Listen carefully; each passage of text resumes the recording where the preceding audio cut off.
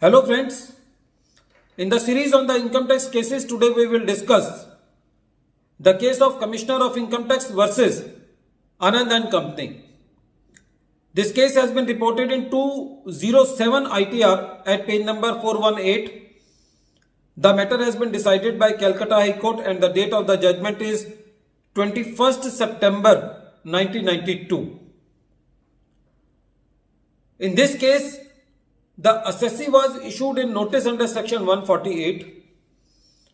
The assessee was challenging this notice from the very beginning on two grounds.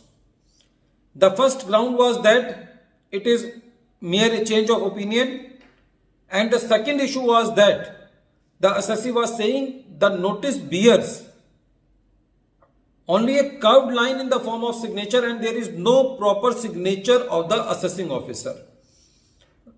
But the assessing officer did not entertain these two concepts of the assessee, or you can say these two grounds of the assessee, and the assessment was made. When the assessee was before the CIT appeal, both these grounds were taken. The CIT appeal entertained the first ground, which was about the change of opinion, and the CIT appeal held that the assessment is not valid because it was mere a change of opinion.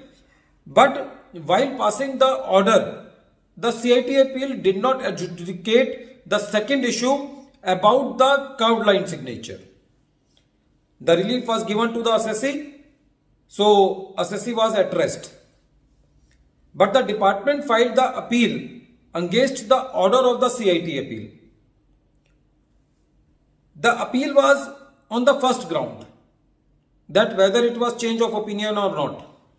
But the assessee did not file the cross objections for the second issue, that was regarding the curved line signature, although this issue was not adjudicated by the CIT appeal. So in this case, it would have been better on the part of the assessee if the assessee has taken this matter into the cross objection against the appeal which has been filed by the department for the first issue. But the ITAT decided the matter in the favor of the assessee, for which the department has filed the appeal, and the ITAT also held that it was a mere change of opinion, so the assessment was not valid. At this time, the assessee felt that the department can go further. So the assessee filed miscellaneous application for this ground, that the notice was invalid because it was bearing only a curved line signature. And interestingly, the ITAT also held this matter in favor of the assessee. So the department was in the High Court against the order passed by the ITAT for the miscellaneous application filed by the assessee. The High Court in this case held that first of all the ITAT was not justified in taking up the issue in the miscellaneous application. If the assessee have filed the cross objection for that, then the ITAT can take up that matter. Or if the assessee has not taken that matter into the cross objection or into the main ground, then this matter cannot be taken in miscellaneous application.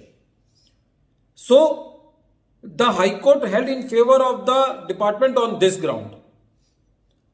The second thing which the Calcutta High Court said, that the signature which was in the form of curved line may be the initial of the assessing officer, and the same curved line signature was there in the order sheet also.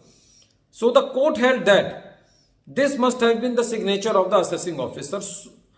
The court further said that when the notice was issued, the assessee filed the return in response to that notice to the assessing officer who has issued the notice. So it means that the assessee was very much clear that who is the assessing officer. So when the identity of the assessing officer is very much clear, that this notice has been issued by the same assessing officer, then this plea cannot be taken that the notice bears the curved line signature. It means that it was in the mind of the court that if the authority who is issuing the notice is well known to the assessee, then this ground cannot be taken that there is no proper signature on the notice. The court also held that by taking the decision of Sethani Choti Devi versus Union of India 1964, and court said that in that case it was held that if the signature was in the form of rubber stamp, even that signature is sufficient. So relying on that judgment, the court said that if the signature is in the form of curved line, then it is well within law, and on that basis the notice cannot be held to be invalid. At the end of this video, once again I am repeating the name of the case. The name of the case is Commissioner of Income Tax versus Anand and Company. This case has been decided in 207 ITR at page number 418, and the date of the judgment is 21st September 1992. Thank you, friends.